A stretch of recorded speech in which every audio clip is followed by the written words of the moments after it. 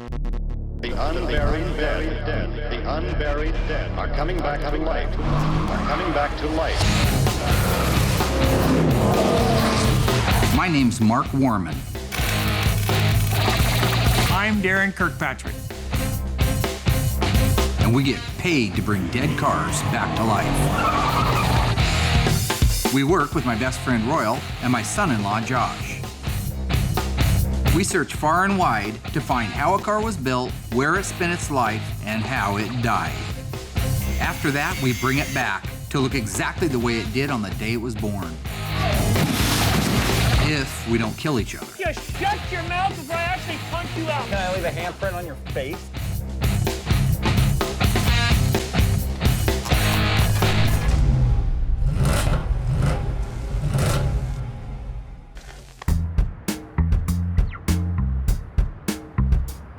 So I came back across the street from getting some breakfast, and Mark was rummaging through a Mopar collector's guide, just looking at new vendors and, you know, all that kind of cool stuff. What's up, Gomer? What are you reading? They're reproducing the valve covers. AMD is making those valve covers that we look everywhere for. These. I mean, we've spent hundreds of dollars for the right ones, and they're usually caved in and beat up. And Then all of a sudden he started asking me and quizzing me questions on the VIN tag. JS29V0B. JS 29. Juliet, Sierra 29 Victor 0 Bravo. Bam! JS29ROB! What is it? You know, his hand's cocked. He's ready to crack. Chrysler has always been on the cutting edge. Chrysler has always been willing to throw out the mold and break away and do things their own way. And it's important for Josh to understand what I already know. The Dodge Challenger is an amazing vehicle, the new one, and it's very similar to the old one. So after months and months and months of negotiation with Hadler Public Relation, who works for Chrysler, they are lending us a 2011 Dodge Challenger SRT8. I want him to be prepared for when that new one shows up. There's some comparisons, there's some amazement. JS23UOE. His problem is he doesn't focus. Okay, V is the 446 pack. Okay. Okay, so if I tell you I have a JS29R0B, what do I have and where was it made? JS29R is a... It's very important to learn this stuff. If he doesn't learn it, he's not gonna know or appreciate the things that I do. Who am I gonna pass the torch on to, Haley? I don't know. I just told you 8 seconds ago. You want me to pass the torch on to you? You want to run the body shop? It's a 446 pack. A Challenger. God damn it, Mark. Cut me some freaking slack. Yes, one of my employees has just had a stroke. Would you please send an ambulance and a hearse? What kind of car, what engine, and where was it made? I don't know where it was made. R is not Hamtramck, Michigan. Or is it? I don't remember. As soon as possible, please. I think we're losing him. He's being condescending to me because I don't know these things. Give me a J. What is it? It's a Challenger. S. RT. 29. SE. R. 426 Hemi. Very nice. 0. 1970 Hamtramck, Michigan. There you have it.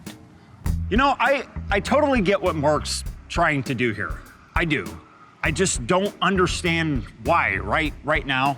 When that Dodge Challenger rolls in here from LA, I don't want Josh to run out and jump up and down because it's black or shiny. I want him to jump up and down in amazement after all the things that I've taught him on the 1970 Challenger and say, wow, this is amazing. This is a duplicate of the original. It's a brand new season of Graveyard Cars, and we are all very excited. We've got some really great cars that are still here from last year that we're working on finishing up, as well as considerable amount of new cars coming in. This year we got the 71 Cuda triple black 4-speed homage to Phantasm car painted. And we got the 71 Dodge Charger 446 pack automatic triple green ready for final assembly. The 70 sunroof Challenger car, all of the bodywork is done and primered and blocked and ready to paint. The bolt-on pieces, such as the fenders, the doors, the hood, and the deck lid, they're all pre-painted black and ready for their final coat at FC7 Plum Crazy Purple. And the 1970 Plymouth Cuda from Mark and Elena got disassembled and sent off to the Dipper in Portland. So we expect a phone call back on that at any time. And of course, we're still working on the 71 Cuda 446 barrel 4-speed, the Phantom Cuda. And it was sent off at the end of season 1 to the Dip Company up in Portland.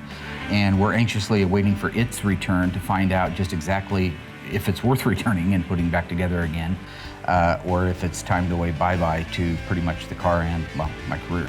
We've got a Charger Daytona coming in from New York City. We've got a Plymouth Superbird coming in from South Carolina, a 69.5 A12 M-Code Super B coming in from New York. These cars are starting to flood in. People recognize that we are the best in the business, and we're starting to show the fruit of being the best in the business. If that didn't fill my plate up enough, Josh and Allysa decided to get married in the middle of all of it. You know, I don't feel bad. I thought I was having a heart attack a couple of minutes ago. My left arm went numb. I lost thought for a few seconds, started mumbling some kind of gibberish. And so all I had to do was get to the shop, put my tuxedo on. You know, everybody was pretty amazed. You're welcome. So once I got dressed up in my tuxedo, it was time to get back in the car and head out to Alyssa's to pick her up for the wedding. Hey, Hi. How's it going? Good. This is my daughter, Allysa. She's beautiful today. Thanks. Today. Good. Well, no, she always What was wrong with yesterday? Yeah, you look gorgeous. Looking good, yeah. Okay. She looked beautiful, you know. She looked as stunning as you would expect one of my spawn to be. So you excited? Nervous? Yeah. You eat today? No. You gonna puke? Yes. Awesome, let's roll. So just remind yourself that this is about me and Josh. Alyssa's immediate response, of course, is this isn't your chance to do your comedy or to showcase something or talk about whatever you do. it's about the union of two beautiful people. Oh, Mike, don't go overboard because then I know you're going to embarrass me. So we're driving back from Springfield over to Eugene where the wedding's going to be held, and Allysa gets a phone call. Hello? You're going to have to go, we have to go to Walmart and we have to get cups and plates, right? And it turns out that nobody thought to have plates, napkins, cups, and stuff like that. This is why we did this 3 hours ago. Nobody had even thought about it. Well, who the hell's gonna go in and get them? You are. In a tuxedo and Walmart? So we have to stop at the store while I'm sitting there in a suit looking like royalty. I stand out like a diamond in a goat's ass. Burning through the aisles, looking. I finally find everything that I need. I stuff it all up in my arms and I head to the checkout counter. Yeah, I'm less than happy. Went up, waited for 3 or 4 mutants in front of me to get their stuff. Got my products paid for, got back in the car, and its destination, Rose Garden. It was time to walk my daughter down the aisle. I looked good, meaning we looked good together as a team. My heart was racing through my chest the whole entire time when I was waiting for Allysa to show up with Mark as she was being walked down the aisle. And all of a sudden, like, my knees just started to turn to jello when I did see her. All of a sudden, it just like hit me like a ton of bricks. I'm getting married! Wedding was great. Very short and to the point.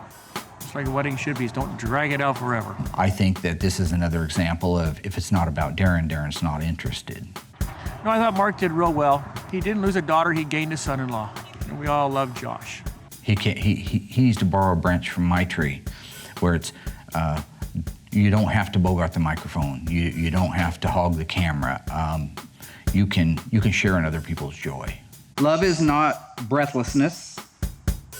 It is not excitement. It is not the desire to mate every second, minute of the day.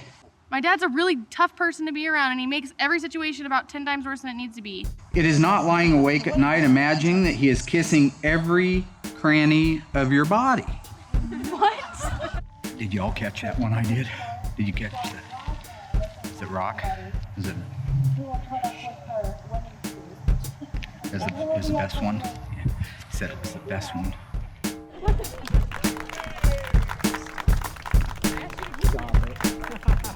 Well, I'm a natural entertainer, and I just try not to upstage everybody. You know, I try to keep it cool so everybody can have their moment in the limelight. I'm just thrilled that they're married. I couldn't ask for a better thing to happen to a father. Starting a family of his own, setting out on the greatest adventure of his life with his new bride, Allysa. I feel great. The stress is gone, everything's great. So I'm stoked. I'm in love.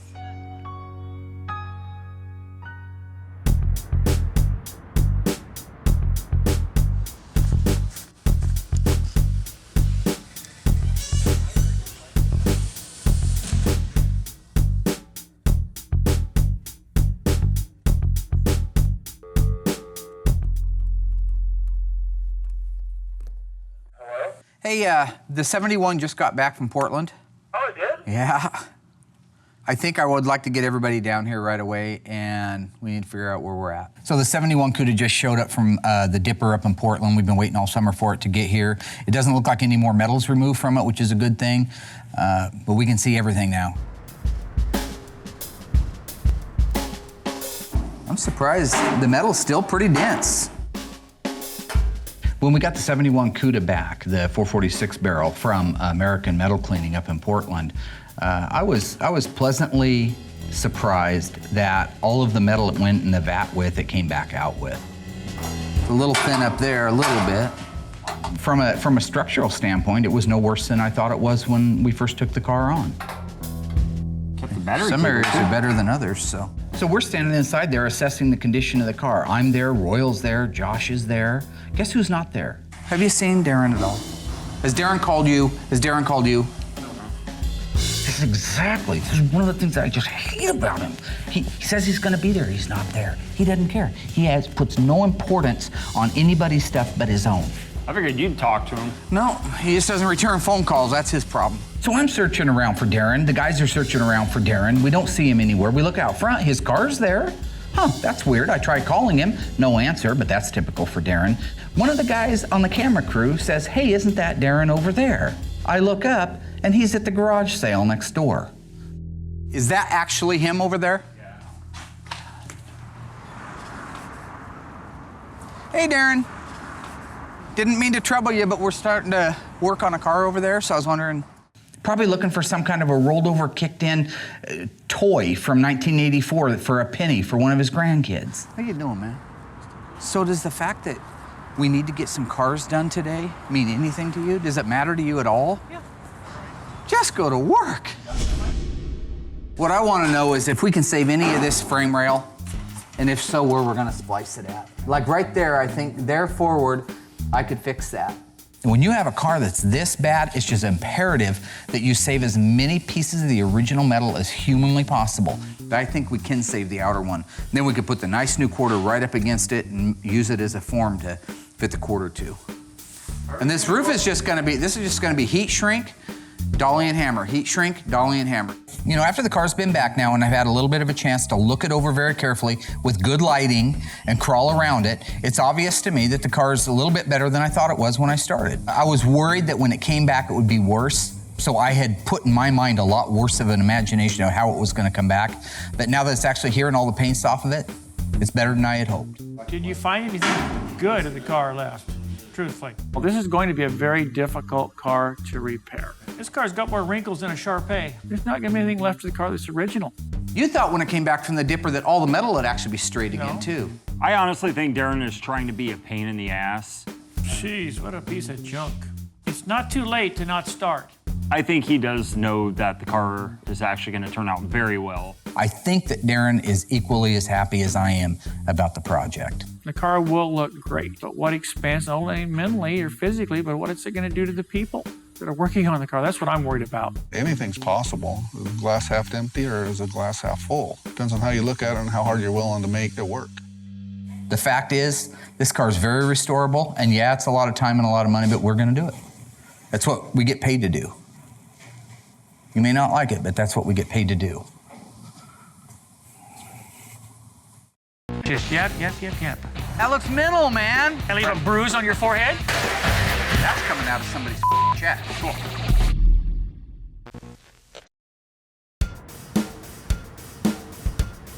what's going to be left when we're done taking the bad off? Well, the same pieces we talked about in the meeting. So now that we got the 71 CUDA back from the dipper and we have an exact plan on what sheet metal's getting replaced and what one's getting repaired, we can cut the old damaged sheet metal off of it, mount it up on the frame rack, and start making our pulls in preparation for the new sheet metal. This quarter has to be replaced, so I want to start working on drilling out the factory spot welds right here. Don't drill through the lock pillar. Why don't we want to drill through the lock pillar? I thought you needed to go through both of them when you did it. The pilot hole, you can drill through it. You don't want to drill through it with the spot weld bit. So once you do that, these are really easy to break, these spot weld bits. I don't want them broken. See now, like right there is through the outer skin, but not through that inner one yet. That's a great point to stop at. You know, I'm pretty much just going off of what Mark asked me to do and learning as I go. It may be a little bit easier if we cut this. I'll tell you what we're going to use for that. So one of the things that I tried to do this year is to be able to increase production at the shop, and that meant we needed a plasma cutter. In the past, when we go to remove a panel, we either use a torch, which causes a lot of heat and can warp panels that you don't want to warp, or we would use like a cutoff wheel or a Sawzall. In this case, we stepped up and we bought the new Miller plasma cutter, and it's a phenomenal tool. What's cool about this one? You can change the ends. I can put a 240 on here, and I think I'd like to use the higher voltage. So bring me over the big 240 extension cord. Royal, am I gonna be in your way? No. Now, you definitely look like the guy from The Fly. Help me! Can I go ahead and cut that weld there to get this off? What do you need, Bubba? What do you need? Can I cut that weld to get this off of here? You gonna pull this off? Yeah, we're gonna replace this apron section. Okay, so I need to cut that weld and drill these spot welds. Exactly. I'm not a body man. I'm a brake and suspension and steering guy. I'm trying to help them get the car apart so they can start to do what they need to do on the body to get it going back together. So now we can actually rock and roll on these cars, cut the panels off in one shot, be done and ready to start assembling new pieces and parts on them instead of spending half a day cutting them apart.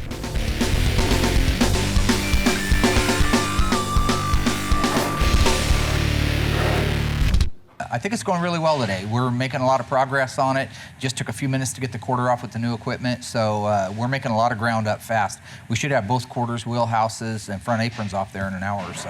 What about just a straight cut from... If you can cut right on it, that's fine, yeah.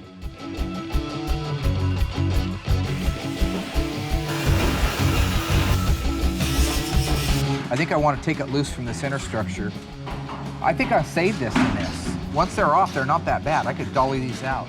Honestly, is that bad? I think he's very delusional on what he's going to repair and what he's going to replace. Darren, since we had this car, says we ought to just take the numbers out of it and rebody it. What he doesn't understand is that's against the law. Now, he'll say that's not what he wants. He'll say, well, just replace every panel you're taking off. The problem with that is when you're done, if every piece of sheet metal is new, you might as well have rebodied it. What's the difference? Once you cut it out, what difference does it make if it's off this car or another car? This is the original upper deck panel.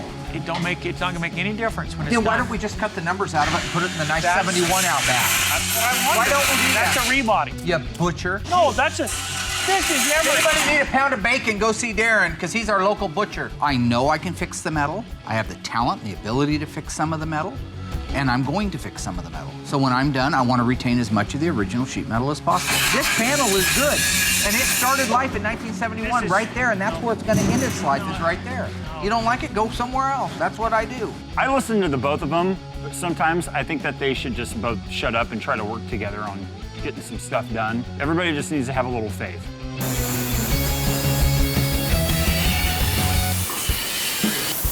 You know, I'm pretty much in the zone, just doing my own thing, and I take a break for a second and look up. It's like the 4th of July coming right at my face. If I wouldn't have had these on, I would have been missing an eye right now.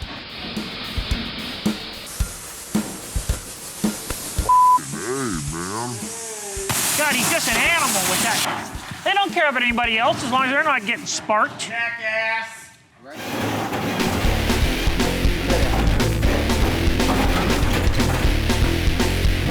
Yashid, 70 Dodge Challenger, factory sunroof. Give me the code, the alphanumeric code. I don't know exactly why Mark decides to start quizzing me right now about the Challengers whenever I got 2,000 things to do and he just wants me to stop. Give me the numeric code. I don't know the sunroof. I don't know the sunroof. Mark's on some kind of binge right now where I have to know everything about Challengers. Mark's on Josh about the Challengers because we're getting a new Challenger and Josh doesn't know about it yet. I don't understand. It's driving Josh crazy. 70 Challenger, rubber bumpers front. Are you asking the VIN?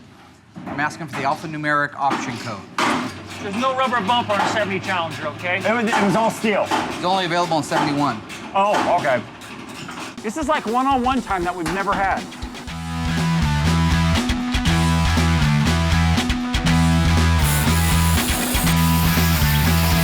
Can I leave a shoe print? No. Can I leave a Can I handprint? leave a bruise on your forehead? Can I leave a handprint on your face?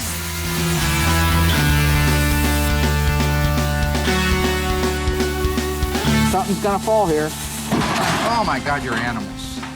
Hang on, Darren.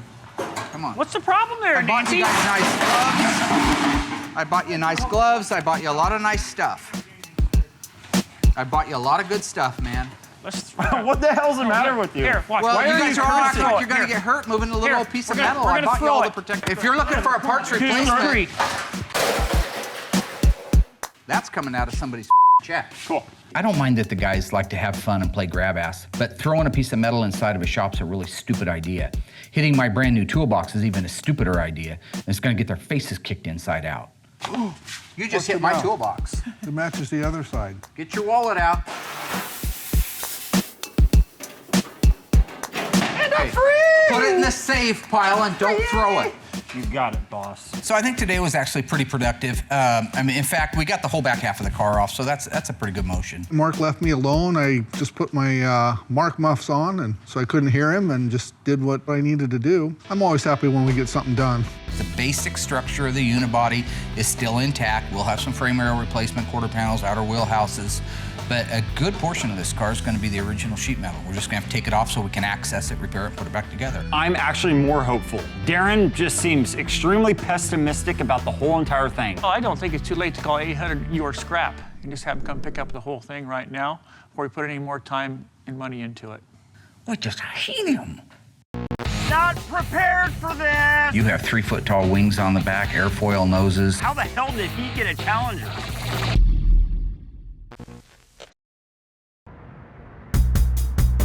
So the second Josh shows up, I immediately put him to work on studying the 71 Dodge Challenger factory shaker car.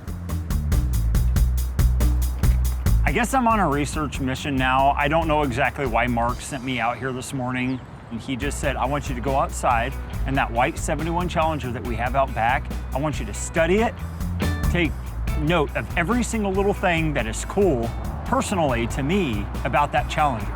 I think that it's important for Josh to know everything there is to know about this car and the cars that are made around it. If he doesn't know them, he can't fix them. If he doesn't understand them, he can't make them. That's just the way it is.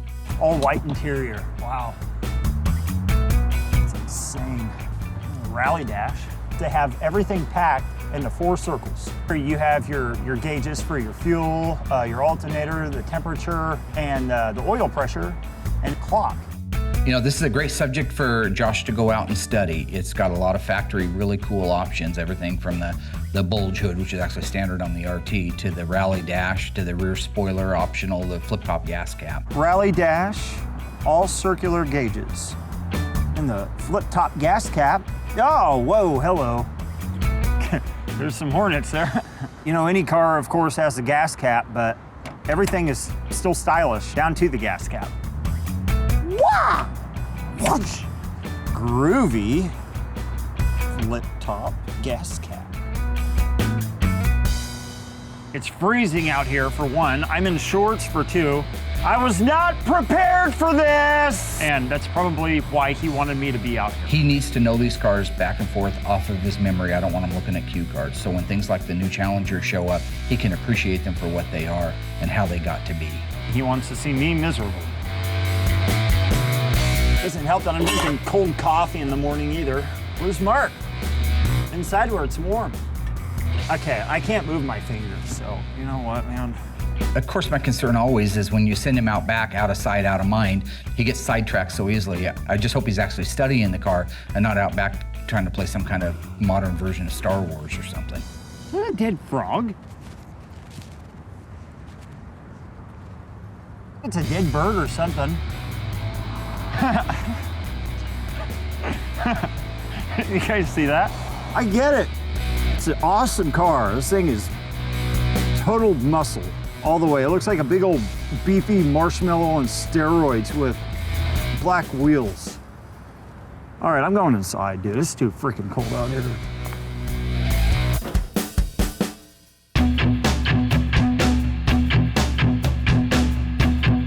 The Dodge Daytona is one of the coolest cars Chrysler ever built. It was their car to qualify at NASCAR. If you were going to build a car and race at NASCAR back in 1969, you had to make at least 500 street versions of the car that you'd like to race at the track. Most companies, that deterred them from getting too far out there with airfoils and wings, but you get into a Charger Daytona and a Plymouth Superbird, you have 3-foot-tall wings on the back, airfoil noses. They were an amazing testimony to how much a manufacturer believed in their product back in the day.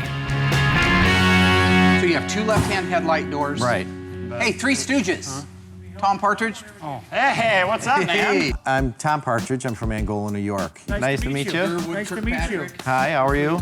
I just wanted to come and see the shop and see, what you guys thought of the car and say hello. So Tom, the owner of the Daytona, flew all the way out from New York to visit with us and share really the story of his life. I always loved the wing cars. When I was a kid, I didn't know what they were. I just thought they were a big, cool car with a big wing. And I loved them so much that I was in this group with my dad called the Indian Guides. And we built Pinewood Derby cars, and I had him actually make me a Pinewood Derby car with a big wing on the back. And then a few years ago, I was thumbing through the internet and typed in Project Daytona, and this Daytona came up.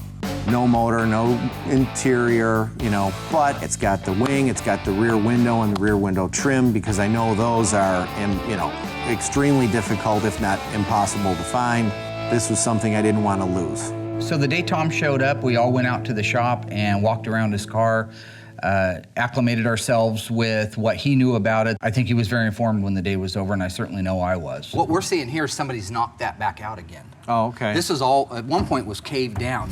To get this quarter panel to buckle up like this and cause that, that frame rail would have been destroyed. After coming out here, seeing the awesome facility that's here at the shop, everything that they have, the way the guys joke and work together, all the guys are great. Josh, Royal, Darren, a little sketchy about him. But, the expertise, the knowledge, just in casual conversation, it's just amazing to me. So I'm just looking forward to the work and the expertise that Marks has to do this car for me. I'm excited. We're going to make his dream come true, and it's going to make my dream come true as well. It's not very often when you get to work on a real Daytona Charger. It's great to be part of such a neat project, be able to help somebody realize a childhood dream. And I guess in some ways, I think people will come up later and they say, well, you're the dream man. Your license plate should read the Dream Maker or something. So you can drive down the road and Dream Maker, like that. Yeah, I make dreams come true. It's a huge surprise for Josh. Dude, I need your help. This Challenger's gonna look sick. No, I'm just pretty much hating everybody. No, you're not gonna drive it. So it'd be nice if we could put them in a box and then put that box somewhere and mark it 71 CUDA 6-barrel.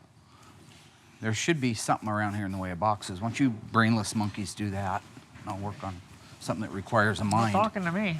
Today we got to take the rest of the pieces off the 71 CUDA so we can get it up on the frame rack and start straightening the remaining portions of the unibody. Nice job missing that weld, by the way. Oh, I never touched that. Who did the pilot holes on these? I never touched them. Okay, I didn't touch them and you didn't touch them. Would that be Royal or Darren? I don't know. So the thing that's always most amusing to me is when something goes wrong and nobody did it. So in the case of the spot weld that is missed by 1/2 of an inch, Royal didn't do it, and Josh didn't do it, and Darren didn't do it. Whoever it is, they missed the actual spot weld. Just as humans, just as a contribution to humanity, they're not. They're a negative sign in front of humanity. He missed every one of the spot welds. I mean, do you know how difficult it is once that's missed to get that off of there? Can they make that shirt in any size besides whale? Yeah. It's a big shirt, so what? You smell good today, too, man. I do? Yeah. Thanks, man. Hold it. Go ahead, take it off there. Thank you, buddy. Buddy. Here you go, hold on. Oh! What the hell just happened? Hello. What is that? I gotta take a minute here. Because honestly, it blows my mind. That screaming. What are you gonna do? Right. The box? Upper door hinge. No, I'm just pretty much hating everybody. I need to get those frame rails out of there. So, Should we just lift it up on the forklift? It's not a bad idea. It's the first intelligent thing you've said all day, actually. drilling out factory spot welds and working on the cars is pretty easy when it's a horizontal panel or a vertical panel, but when it's on the bottom of the car, I'm not gonna lay underneath there and drop a bunch of metal shavings in my eyes. So I'm gonna raise it up in the air with the forklift so I have access to it. I asked them specifically, turn the car sideways, please, so that I can come in from the side and lift it up in the air. Is that how I said I wanted it? I come in, and not only is it not sideways, it's in the most difficult way in the world to try to lift it, which is lengthwise front to back. I didn't have it quite the way he wanted it when he came into the room with the forklift because we try to filter out what is not important and listen to what may be important because he says so much. There you go. Hey, give him a banana. I'm sorry, but just today I didn't take my anti-lunatic pills. What I'm trying to do is I'm trying to reverse the process that the factory did when they installed all this sheet metal. I want to take it back off in the same fashion. Instead of welding it into place, I'm drilling out the spot welds that they welded it into place with. So I have to reveal all the spot welds so that I can drill a pilot hole into them, drill the actual spot weld out, and then if you get all of them out that hold it to the body of the car, you can take that frame rail out or apron or what have you. Why don't you go ahead and get the rest of the nuts and stuff off? Okay. Go and work on that, and I'm gonna have Tweedledum hold the light for me here. Royal's not here.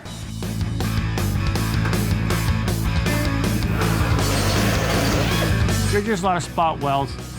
Everything holds it all into place. It's just a lot of work, monotonous work. Nobody wants to do that kind of work.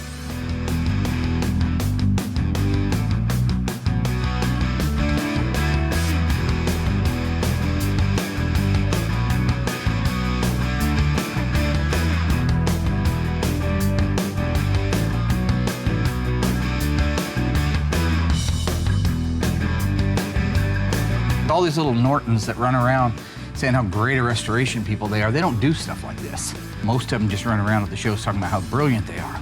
You give me one of these cars, I'll call a fraud Really? Well, I've hit it every time. Nice hook on your nose. Just yap, yap, yap, yap, yap, yap, yap, yap, yap. Where is he? Oh no, I don't know where Mark's at, so actually things are pretty peaceful around here right now. There you are. Dude, I need your help. What? I need your help. Is the shop burning down or what? No, no. I just need your help. I guess I Mark's gotta on go. me. Mark's drilling me about learning. The world's in danger. I gotta go. All right, we'll see you later. Obviously, Bye. I'm taking up your time. I'm coming to Hey, you buddy. for some help. Dude, Mark is just riding my ass about learning everything about the Challengers. Everything about the wheelbase, the paint, everything. Like, I need to learn this stuff, and I mean, I know you have a Challenger out back. It's just been sitting there, but I mean, Where would you like to start? Well, I don't know, man. Basics? Well, yeah, Basics? let's just teach me the foundation of it. Like, I just start from the ground up. Yeah, I think I'm pretty good authority on Dodge Challenge. It's easy to make mistakes and assume things on RT this or RT that, or what was standard, what was not standard. So it's easy to make a mistake. So I'm no expert, but I do know a lot. Here we got a 70 Challenger RT. Get them three ways. If you had an RT, get them three ways as far as the stripe's concerned. Stripe elite, stripe on the butt, it's called the bumblebee, or stripe down the side. So what was the first stripe? Stripe elite, no stripe. Okay. Now, if I'm not mistaken, when this design first came out about the reverse light being in between the two taillights, Chrysler, Mopar, however you want to say it, had to go and petition or ask the government for permission to do this because it's never been done before. To put the reverse light in the middle between the two taillights, and they must have okayed it because that's how they made them. Oh, wow. So if you had a TA Challenger, what kind of a spoiler did you have? An all black? Well, it'd be one like this. Did not sit just sit flat on the trunk. Did not have any pedestals where it's set up on like an RT Challenger. It was called a ducktail spoiler. Okay. And that was only on a 70 TA? Yes. Now we're going to give you a test, okay? You're going to give me a test? Yes. How do you tell a base Challenger or a non-RT Challenger from an RT Challenger? Well, it would say RT on the side.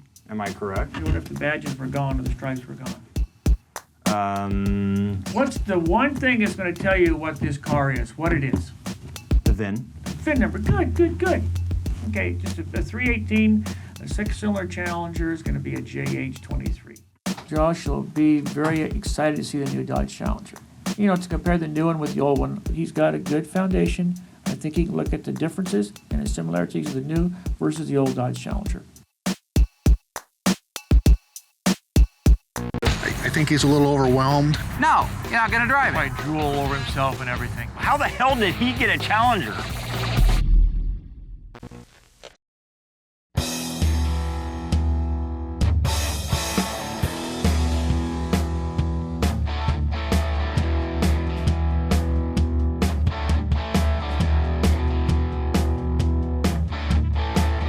I had always envisioned the Challenger with tinted windows. They just give it an ominous look. It completes the lines of a car. So since the Challenger showed up before the guys did, I made a quick phone call over to Trifer to see if there was any way they could sneak it in. And they said, yes, bring it over right now, we'll do it. How you doing, Mark? Good, how are you? Good. Good. My name's Tristan. Me and my wife Jen own Trifer Glass and Tint. We do a little bit of everything. Obviously window tinting, auto glass. Performance lighting and headlight restoration. I'm just not sure exactly. I mean, I'd like to be as pitch black as humanly possible, but... We can do that. State of Oregon, the legal limit is 35%. Dad, I don't care if they're too dark, write me a ticket, right? I mean, the important thing isn't being able to see where you're going. It's more important of how cool you look getting there. I say we do the 5%. Let's get it on, man. All right. All right. I'll pull it around and get started.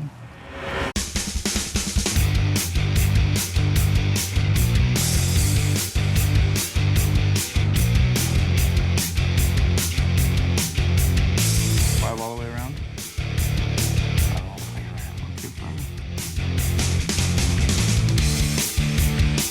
going. My name is Scott Young, and everyone calls me Tex. I've personally been tinting windows for about 22 years. This Challenger's gonna look sick when we finish tinting the windows.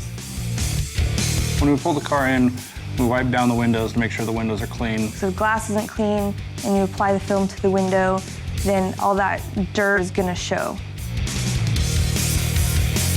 And we're gonna measure the window and see how much film that we need. We're gonna apply that piece of film to the outside of the vehicle. We're gonna cut out our patterns using the window as a template. We're gonna cut a perfect pattern. Then we're going to spray a soapy water with just the right amount of soap in it. We use the soapy water to float the film up into position. We're gonna apply that piece of film to the inside of the vehicle. We're gonna squeegee out the majority of the moisture of the water. We apply heat to make the film have the same curve as the glass that we're applying the film to conform that perfect pattern to that window specifically. Before any car rolls out of here, I walk around the whole car, make sure that it's absolutely perfect. Nobody lets anything leave the shop until it's done right. That end result has to be perfection. Nice shot, kid.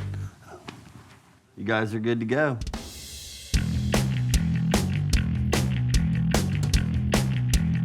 When the car rolled around front after having the windows smoked out in it, it was show-stopping, breathtaking.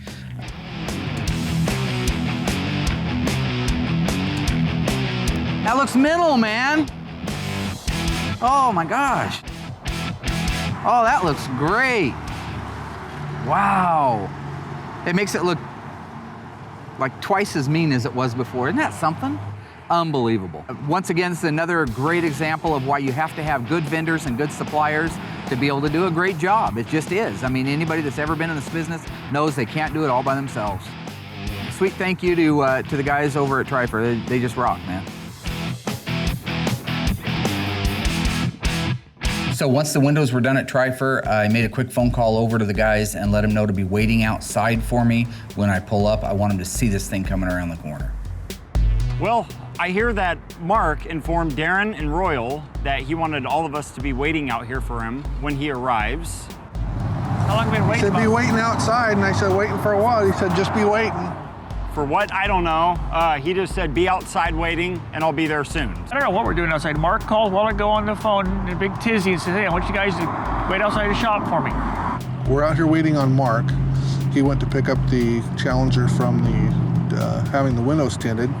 Oh, I forgot. Is that what this is about? He's going to bring the Challenger and show it to Josh. Poor Josh, Mark's been riding him for a week and a half, just, really grilling him about learning about these cars. This past week, getting along with Mark's been, I mean, it's been good, but it's been really tough because he's so adamant on me learning about challengers. Josh is trying to learn them. I think he's a little overwhelmed. Well, I think Josh would be just like a little child in a candy store. He'll probably drool all over himself and everything. That's a huge surprise for Josh. We're going on what? Everything for himself. 20 minutes now. Yep, I've had enough.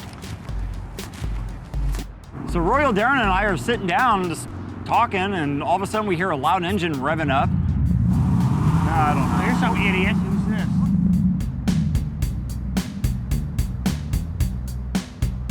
Oh, he's got a customer. And we get up to see what it is, and it's a brand new SRT8 Challenger, and it pulls right in front of us.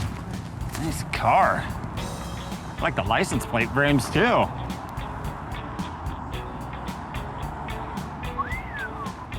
Pretty. Oh my gosh. What the hell are you doing, Know what I'm talking about, fool? That's what I've been telling you about. I didn't know. Is that yours? No way. That's yours. Yeah. Well, This is yours? Ours? This is ours? It's mine. It's ours? Sick. It's crazy. How the hell did he get a Challenger? When Josh first saw the Challenger, he was pretty excited, just walking around it and looking at it, and then I began to see that the homework I had him doing in the last few weeks was beginning to pay off. Damn, man. Do you see any similarity? Wow.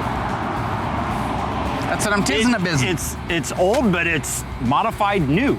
He was making notice of things that he would have walked right past before if he didn't know that those were factory options. And here we are with a car 40 years later with all those factory options on it. I can definitely see why Mark was pounding me so hard about learning about the Challengers now.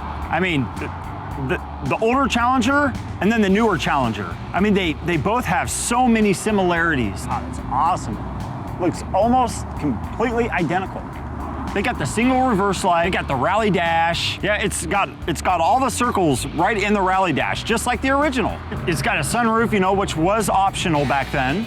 It's got the bulge hood. It's got the Hemi emblems on the hood. It's got the emblem right there too. It's got the ducktail spoiler. It's got the same style line. The flip-top gas cap, no bee's nest in this one. Yeah, it's good. This thing is awesome. Now that Josh has kind of acclimated himself with the car a little bit, it's already starting the can I please? Why don't you let him take it for a spin? So here's the deal. He's never going to drive it. Here's the deal. No, you're not going to drive it. You're too stupid. You're too tall. You're weird. You have a strange body, right? Darren, tell everybody about what a great week we had at Graveyard Cars. We got the remains of the CUDA back from the Dipper. It's in better shape than I thought it would be. I think it came out pretty darn good. As good as I thought it was gonna. I know you guys were pessimistic, but I think still are pessimistic, well, actually. that's because that's how you are. But anyway, we got the panels cut off. We got some panels cut off, got it more squared up and everything. It looks a lot better than it did. Very nice. And what kind of a car did we get from New York City? Actually, from Angola, New York. We got a '69 Dodge Daytona Charger. Awesome car. How many of those did they build? Just a shade over 500. I think 503 is the right answer. And Allysa got married. That's great. And you Didn't lose a daughter. Gained a free. a son-in-law. A son-in-law. He's too tall. Josh learned a lot about the 1970 and 71 Dodge Challenger, which I have to give kudos to you. I'd like to pay you a compliment, by the way. You did a phenomenal job of helping me educate Josh. He was able to pick up things like the flip-top gas cap, notice the bulge hood, he noticed the rally dash, the instrumentation. The interior still has a hint of the original one in it. The outside's almost a twin to it. It's just a good job of designing a car. I mean, honestly. It's a very good job. Yeah, it drives real nice, has a lot of power, handles very well. Good job, Chrysler. I've never let you drive it.